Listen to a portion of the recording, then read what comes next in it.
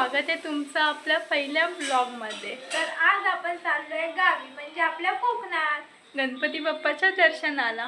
चला तर मग। तर आमच्या बॅग पॅक झालेल्या आहेत, तर थोड्याच वेळात आपण निघूया गावी जायला। तर सकाळ सकाळी आम्ही निघालो आहोत गावी जायला। सो आपण पुणे रत्नागिरी एक्सप्रेसमध्ये ट्रॅव्हल करणार आहोत। तर आम्ही पोचलोय सापेवामी स्टेशनला। थोड्याच वेळात आम्ही पोहोचू खेडला। आमची फॅमिली सुद्धा आहे।